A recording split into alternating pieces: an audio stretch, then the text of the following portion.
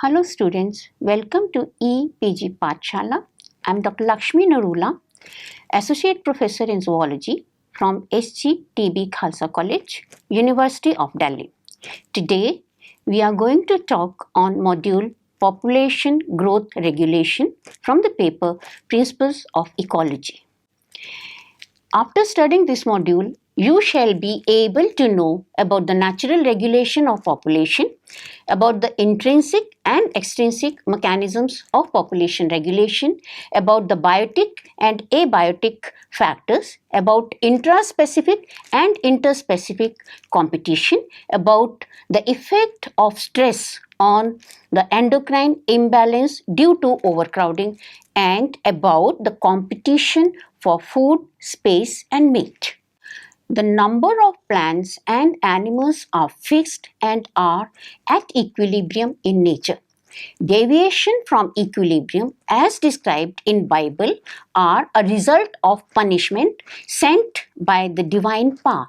The actual theories of natural regulation of population were proposed by the biologist only after Darwin. Since the time of early Greeks, it was mentioned in the natural history that there is a balance of nature.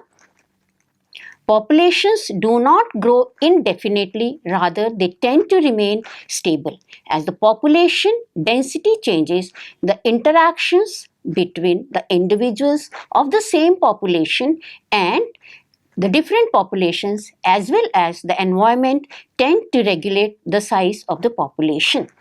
As it is clear from this curve, you can say that there is a stable population at asymptote and there are fluctuations or oscillations around the asymptote. At this stable population, dn upon dt, that is the rate of population growth, is 0. As it is clear from this curve that the population density tends to remain stable at asymptote, even though there are fluctuations and oscillations. The equilibrium density is denoted as dn upon dt is equal to 0. The population regulatory mechanisms were explained slightly different by Peter Stilling. Bottom-up factors, which are the thermodynamic factors, they are related to the food chain as explained by Lindemann trophic dynamic model. Only 10% of the energy is transferred between the successive levels and a very little is left for the fourth and the fifth trophic level. As a result of this, the populations at each trophic level are regulated by the previous trophic level. The second category of the factors explained by Peter Stilling is top-down factors, which emphasize on the role of natural enemies in a community such as parasite, predator and diseases. They regulate the population size. As there is an increase in the population density, these diseases may become epidemic and reduce the population density. This was explained by Hairston, Smith, Stobodkin, and it was named by Laurie Ockenson as the hypothesis named as ecosystem exploitation hypothesis, shortly called as EEH. Another way of classifying the population regulatory mechanisms is extrinsic mechanisms and intrinsic mechanisms. The extrinsic mechanisms or the factors are the regulatory factors independent of population density and can lead to more drastic fluctuations in a population. Intrinsic mechanisms are also called as autoregulatory feedback mechanisms or density dependent factors as they are influenced by the population density. These factors result in oscillations in a population. All populations have a tendency to evolve towards the self-regulatory mechanisms. As you can see in this video that the insect population is affected by the extrinsic factors such as disease, competition, climatic factors, predation and parasitism. These extrinsic factors act upon them and lead to the increased mortality. The intrinsic regulatory factors are due to increase in the population density, as it is clear from this slide that as there is an increase in the population density, the individuals of the same population are competing for space and food. As a result, they fight with each other and there is a decline in the population density. Gradually, it becomes so low that again they get enough food and space for themselves and they start reviving their population. As we have seen in the video, the extrinsic mechanisms include the physical and the climatic factors, density-independent population interactions, anthropogenic factors, diseases, predation, and resource availability. The physical components include climate, soil, wind, water currents, and the chemical factors. Light and temperature play an important role in reproduction.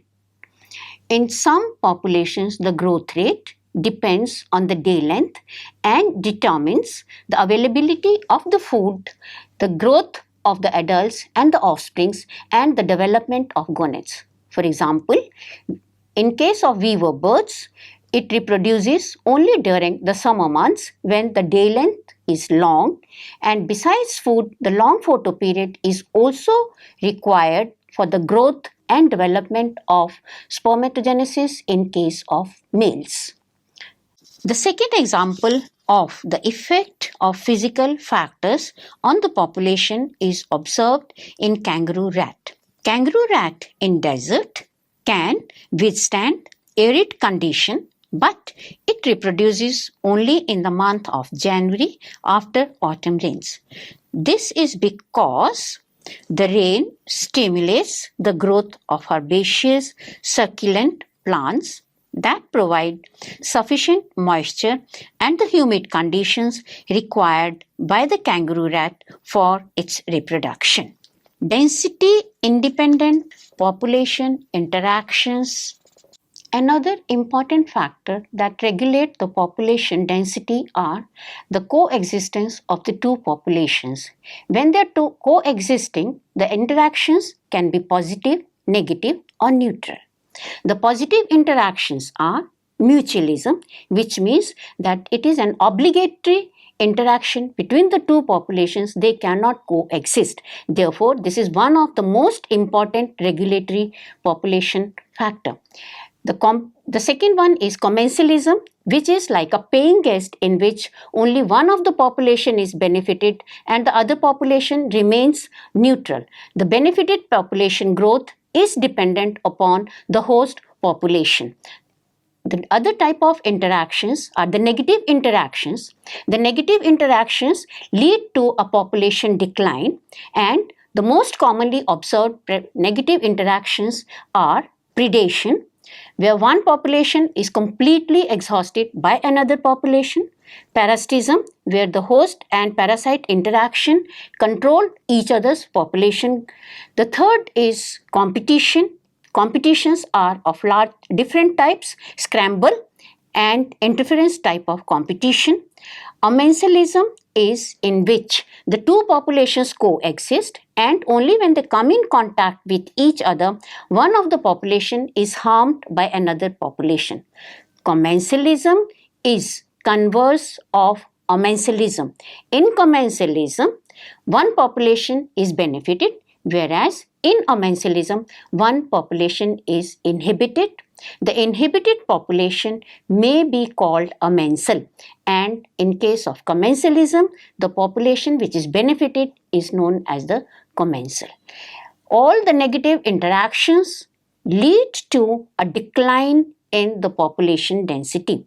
The positive interaction lead to an increase in the population growth.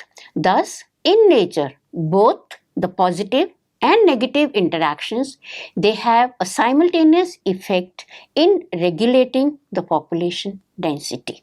Human land use drastically affects the habitat of all other organisms. Deforestation for urbanization, industrialization, and transport has made many wild animals homeless and curtailed their population growth. All types of pollutions and global warming have resulted in the unfavorable environment for many species and are leading to the reduction of wild species, even the extinction of some of them. The recent extinction of dodo and reduction in the number of vultures and sparrows are due to the skyscraper buildings and the electromagnetic waves produced by ICTs. Primarily, it is the growing human population that is using most of the resources for itself and creating an unfavorable habitat for manipulating the environment for its own comforts without keeping in mind the requirements of the other species and their needs. Diseases can act in both the density dependent as well as the density independent regulators of population. Disease becomes an epidemic at high population density. For example, decline in crater lion population by rabies.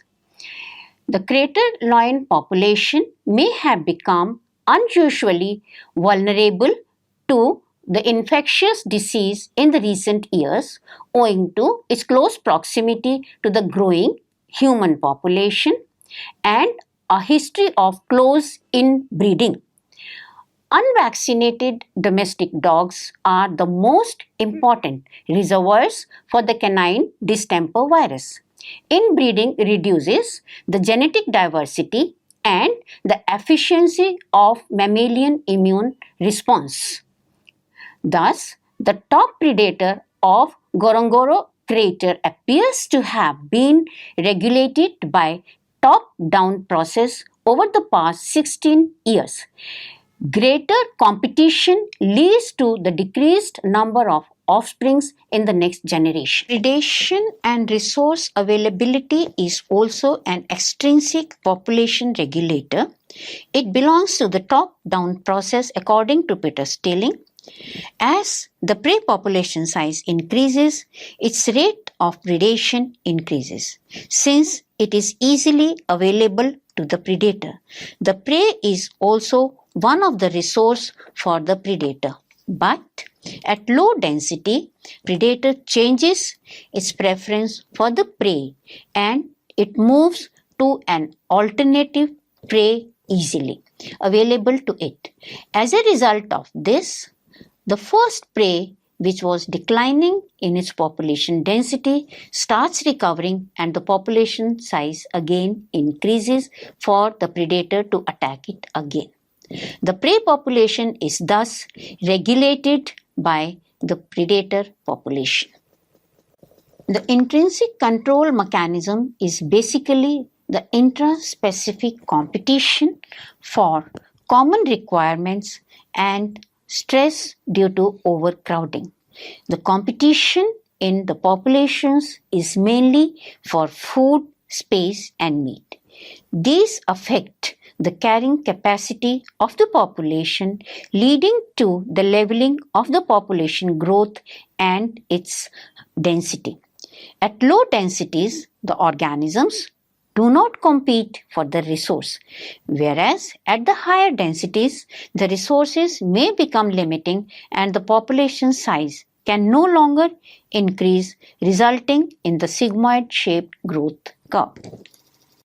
The main effect on the population is due to stress that affects the genetic quality and causes the endocrine imbalance, reducing the growth and reproduction. K. Meyer and his co-worker performed the experiments with the old world rabbit. They kept the rabbit at several different densities and at the different living places confined to their habitat. The rabbits living in the smaller spaces suffered the maximum. They were very aggressive, particularly the females. The reproduction declined. The kidney, spleen, adrenal and liver were greatly affected in their size and function. The young ones produced from these also showed the stunted growth. On the other hand, the rabbits from the medium to low densities showed an excellent growth and survival. As it is clear from this flow diagram that as the population density increases, there is an increased social pressure on all the individuals of the population. This leads to a stress on them, and stress affects the endocrine glands of the individual. Most affected are the adrenal and the pituitary gland. As these glands are affected, they lead to a decrease in the reproduction and increase in the mortality of the individuals of the population. Decreased reproduction and increased mortality result in the decreased population density. As a result of this, there is a decrease in the social pressure on the individuals and the population starts regaining again. Effect of competition. Competition in the individuals of a population is especially for food, space, and meat. Competition for food can be divided into two types. One, the scramble type, and two, contest type. Scramble type of competition when the resource is not in short supply but at high population density, the excess of resource is obstructed and the resource is destroyed or wasted in this process. In contest type of competition, the stronger individuals of the population consume the major share of the resource and the weaker individuals get insufficient amount for their survival. Nicholson performed a series of experiments to demonstrate the effect of food availability on the population of adult and larval blowfly, that is Lucilia cuprina. In his experiment, he reared a culture of blowflies containing both the adult and the larvae.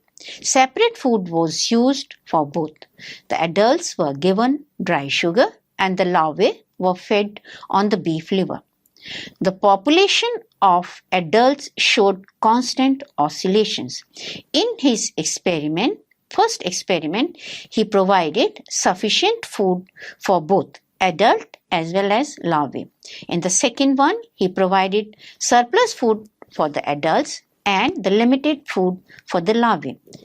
In the third experiment, he reversed the condition and provided a constant daily quota of food to the adults and the surplus food to the larvae.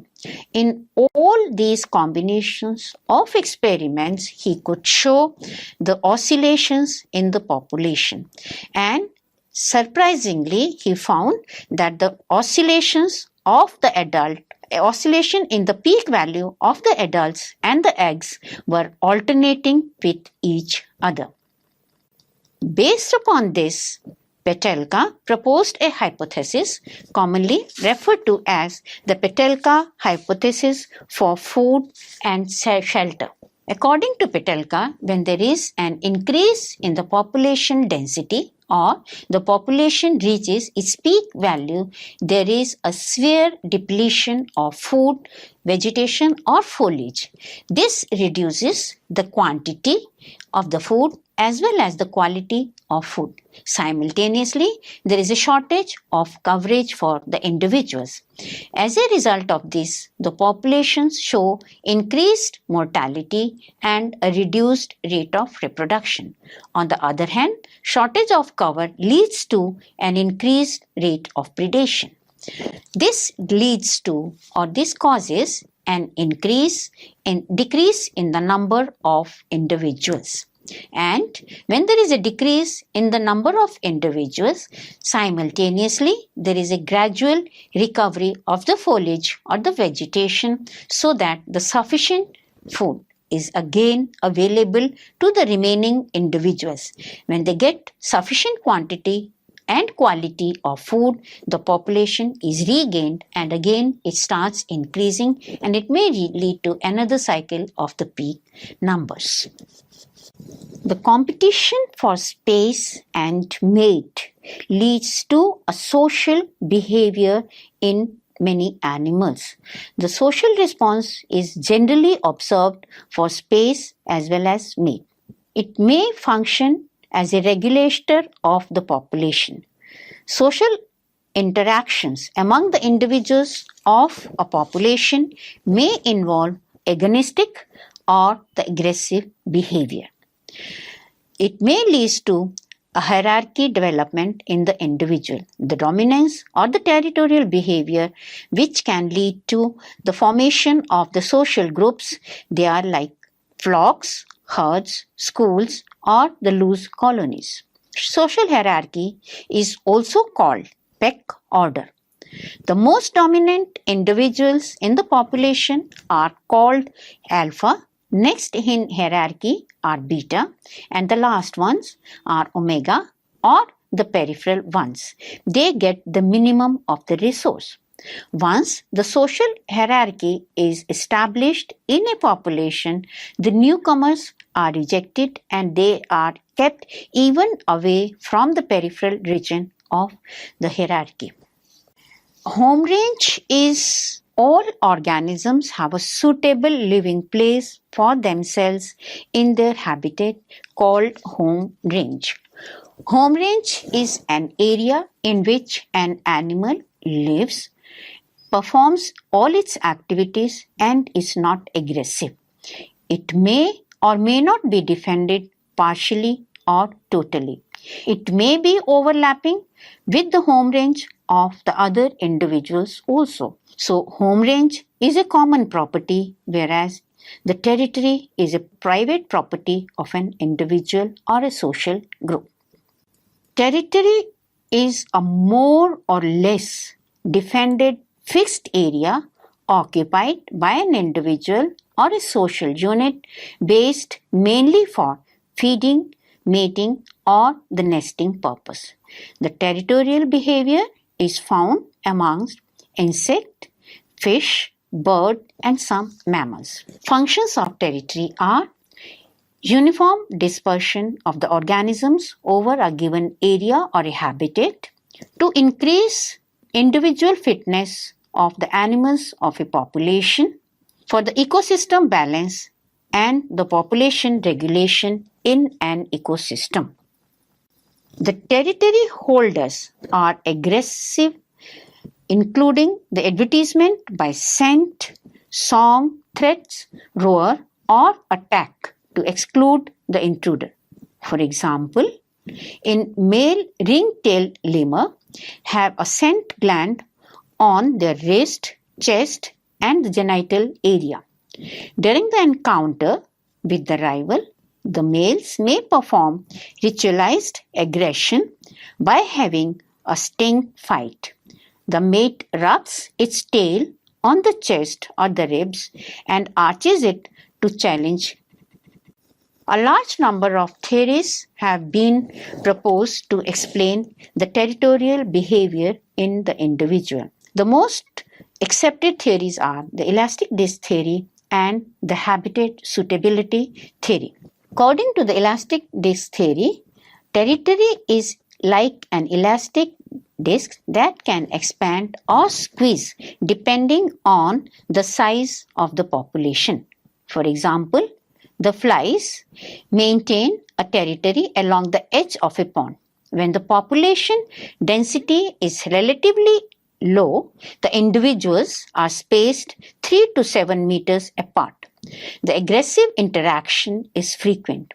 When the density increases, the individuals are spaced less than half meter apart. Territoriality breaks down. The example supports the hypothesis that territory is an elastic disk and can expand or squeeze depending upon the population size.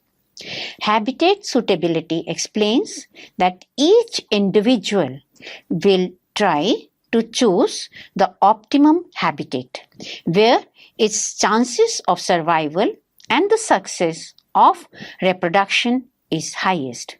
When the most suitable habitat is occupied, then the other remaining individuals, they occupy the suboptimum habitat. Thus, a habitat has its maximum suitability when the population density is zero. At low levels of population density, only the optimum habitat is occupied. Further increase in density will result in the spread of the population over the suboptimum and the peripheral region. The unsettled individuals may migrate out, and this is called e-migration or dispersal of individuals to the new unoccupied areas. They may founder population in another region. As it is clear in this slide, you can see the increase in the population of the crabs, shorebirds, and the terrestrial animals like elephants. When the population density is increased, they move out and go in search of a new area for themselves. This was explained by Chitty and is commonly called as the Chitty's hypothesis, and he had studied it with reference to the population or distribution of rodents. According to his hypothesis, when a new area is occupied by a population, all the niches are vacant, they are available to it. As a result, the population growth is very rapid and they increase very rapidly to occupy all the vacant niche. As a result of this, there is increased population density leading to the mutual interference. The mutual interference in the population leads to the reduced population growth, and some of the individuals are pushed out of this area and they may migrate out to go at refuge somewhere else. The remaining individuals show reduced rate of reproduction and increased rate of mortality. The reduced rate of reproduction and increased mortality leads to a selection of the species in their behavior. As a result, they get sufficient good niche for their survival and their population starts increasing again because there is no mutual interference or there is a reduction in the mutual interference by the other individuals. As a result of this, there is again an increase in the reproduction and the population starts increasing in number and it again goes to the peak values. Modern synthesis of population regulation concept theory.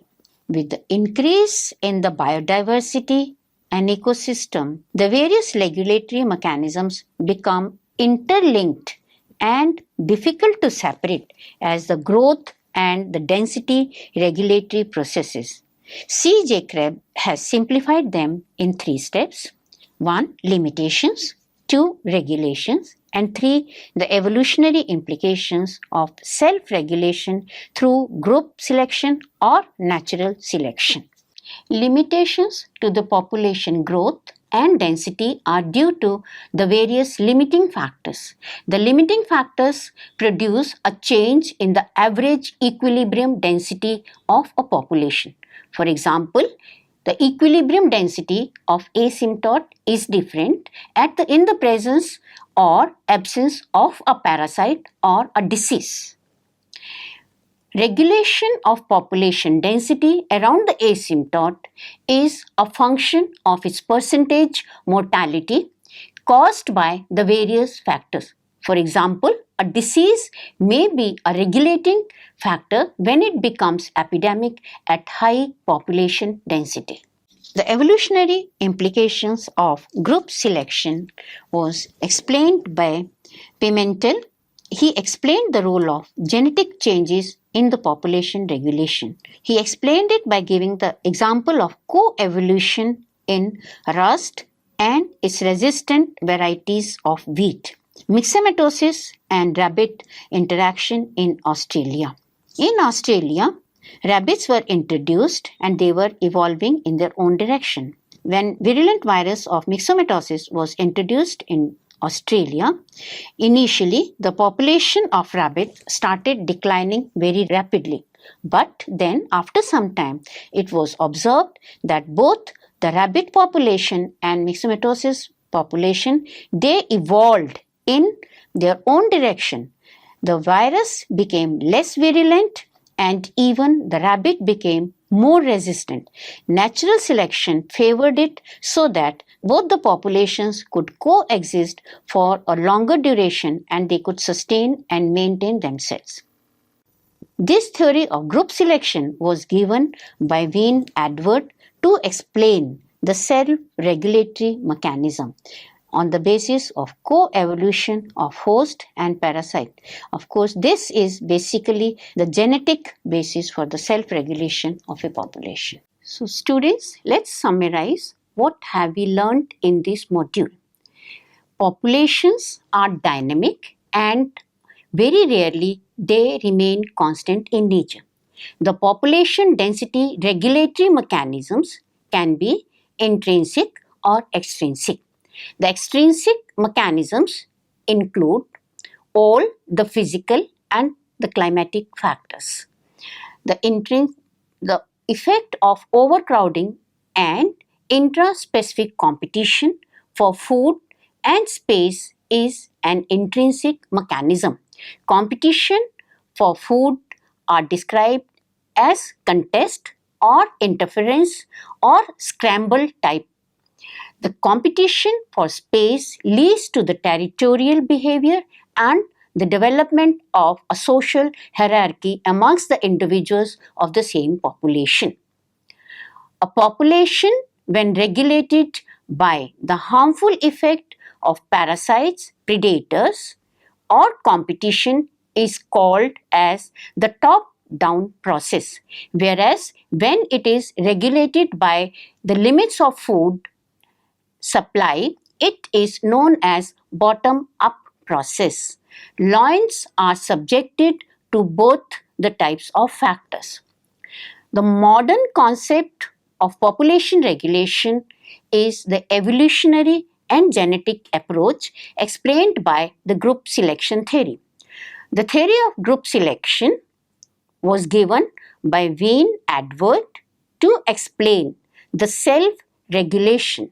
For example, co-evolution of host and parasite relationship was explained on the genetic basis of self-regulation. Thank you.